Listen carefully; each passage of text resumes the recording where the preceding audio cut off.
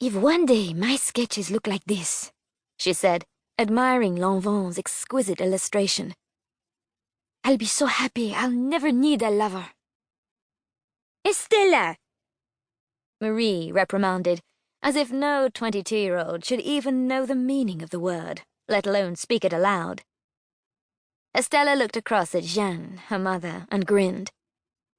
True to form, her mother continued to make tiny pink cherry blossoms from silk and didn't look up or intervene. But Estella could see that she was pressing her lips together to stop a smile, knowing her daughter loved nothing more than to shock poor Marie. A dress is no match for a lover, Monsieur Ormond admonished. He indicated the silk. You have 2 weeks to turn this into a golden bouquet. Will there be a remnant? Estella asked, still holding the bolt of fabric tightly to her.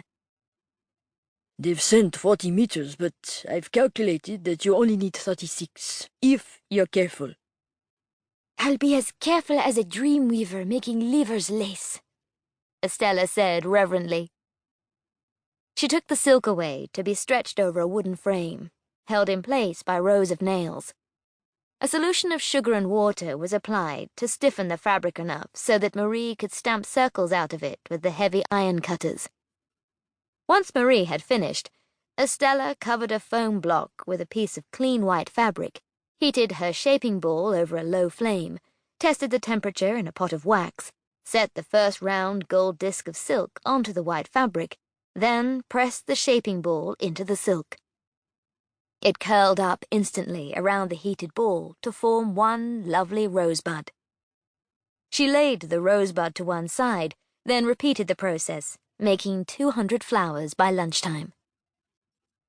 While she worked, she chatted and laughed with Nanette, Marie, and her mother, as they did every day, until Nanette said quietly, I've heard there are more French soldiers fleeing from the north now than Belgian or Dutch civilians. If the soldiers are fleeing, what stands between us and the Germans? Estella asked. Are we supposed to hold Paris with our sewing needles? The will of the French people stands before the Boche. France will not fall, her mother insisted, and Estella sighed. It was pointless to have the argument. Much as she wished to keep her mother safe, Estella knew that she and her mother weren't going anywhere. They would continue to sit in the atelier and make flowers from fabric as if nothing mattered more than fashion, because they had nowhere else to go.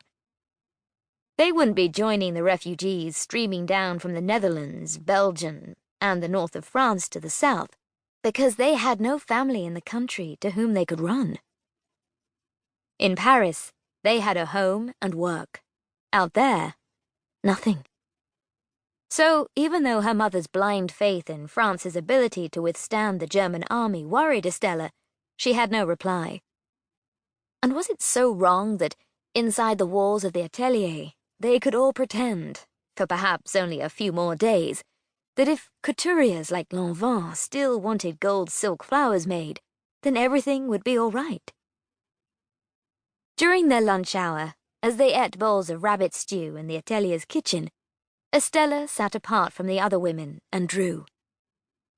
In pencil on paper, she sketched out the lines of a long, slim skirt that fell to the floor, a dress with sleeves capped at the shoulders, a waistline with a thin sash of gold silk, a neckline cut into an elegant V and ornamented with lapels like those on a man's shirt. A touch nobody would expect on a floor-length gown, but one that Estella knew made it both modish and matchless. Despite the skirt's close fit, it could still be danced in. It was bold and gold, a dress to live life in.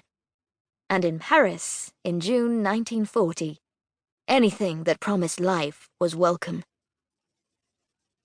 Her mother finished her stew, and even though there was still 15 minutes remaining of their lunch hour, she threaded her way through the atelier to Monsieur Armand's office. Estella watched their faces as they spoke quietly to one another. Monsieur was one of the gueules cassées of the Great War, men who'd had part of their faces destroyed, as he had, by flamethrowers, leaving him